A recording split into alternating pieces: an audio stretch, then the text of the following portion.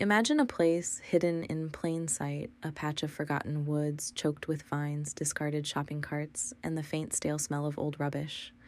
A place no one bothered with, not for years, and then someone stumbled upon it, not searching for answers, but for scrap metal. He saw it, a shallow depression in the dirt. Too even, too smooth.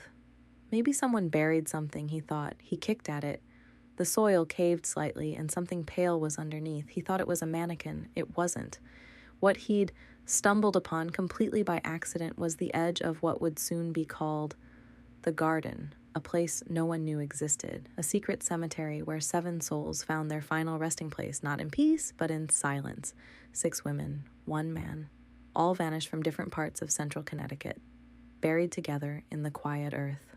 At first, police were stunned. No obvious connections. The victims weren't all the same age. Their backgrounds varied. Some had been reported missing, others hadn't. Investigators considered a grim possibility. Perhaps this was a dumping ground used by multiple killers.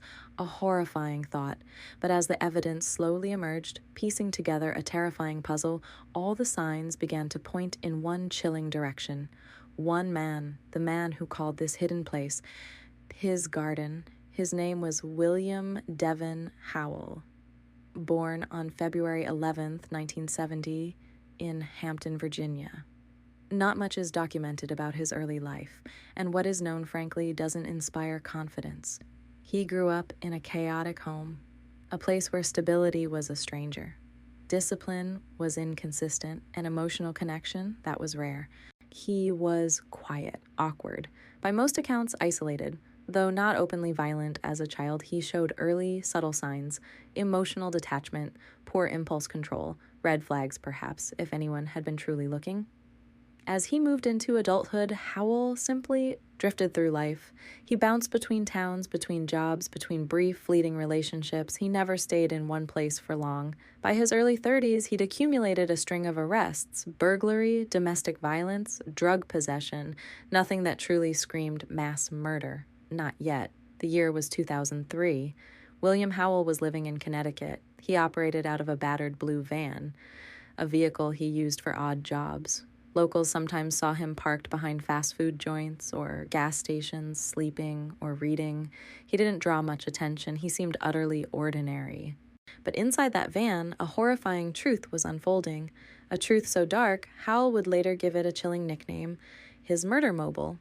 Between January and October of that year, 7 people simply disappeared across central Connecticut.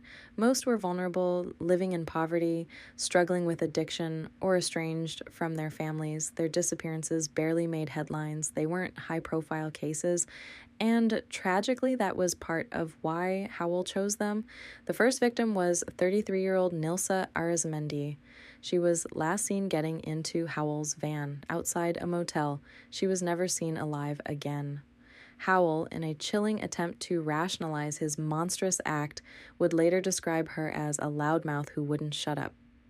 Over the following months, 6 more people would vanish: Joyeline Martinez, Diane Cusack, Mary Jane Menard, Melanie Camellini, Marilyn Gonzalez, and Danny Lee Wisman. Each time, Howell employed the same tactic, offering a ride, a place to crash, or something to eat. He gained their trust, even if only briefly, and then he took advantage of their isolation. What happened after they got into that van? It was never publicly detailed in full, but we know this. Howell kept their remains in his van for days at a time, driving around, living with his unspeakable secret. Then, when he felt safe, he drove to that quiet patch of woods, behind the strip mall, and buried them in shallow graves. That patch of forest became his personal cemetery, what he called his garden. And he would return often. Not out of guilt, not out of remorse. He went back because it made him feel powerful.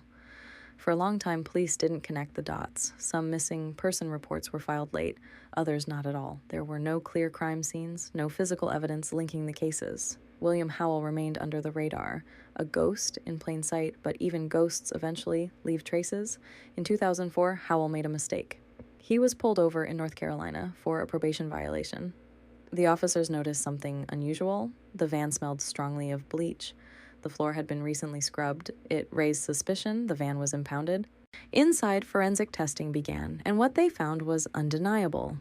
blood on the carpet, on the ceiling. It matched Nilsa Arizmendi.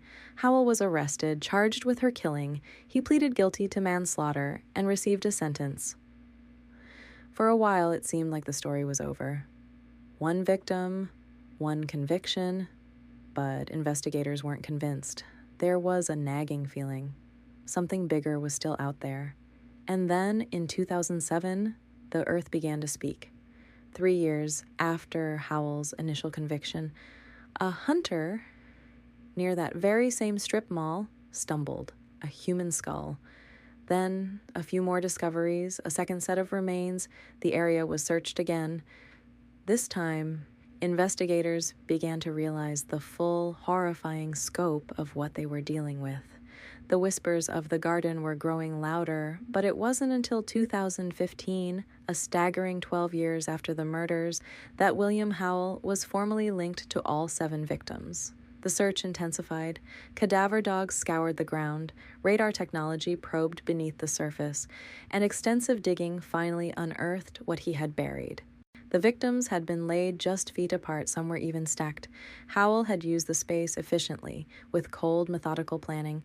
The garden had finally given up its secrets. Faced with the undeniable evidence, William Howell confessed, not out of guilt, not to help the grieving families find peace. No, he said simply that he was tired of holding it in. William Howell was charged with the murders of all 6 remaining victims. He was already in prison. But now, the full weight of his horrific crimes came crashing down. Rather than face a trial that would lay out every horrifying detail, Howell pleaded guilty to all 6 murders in November 2017. He was sentenced to 6 consecutive life terms, a total of 360 years behind bars. The wooded area behind the strip mall, once his so-called garden, has since been cleared. There's no marker, no public memorial, no trace of the lives buried there for so long, just quiet earth and a locked gate. But those who know the story haven't forgotten. The memory lingers, not just because of what happened, but because of who it happened to. People with real names, real families, real lives, erased by someone who seemed, to most, completely ordinary. And that, in the end, may be the scariest part of all. The story of William Devon Howell serves as a chilling reminder. How many more stories like this exist, hidden in plain sight? How many silent graves? It makes you wonder, doesn't it? If this story gripped you, if it made you think, then please hit that like button. Share it with someone who needs to hear this chilling tale, and tell me in the comments below. What aspect of William Howell's garden chills you the most? Your thoughts keep these stories alive, and perhaps they serve as a quiet warning in a world where the ordinary can hide the truly monstrous.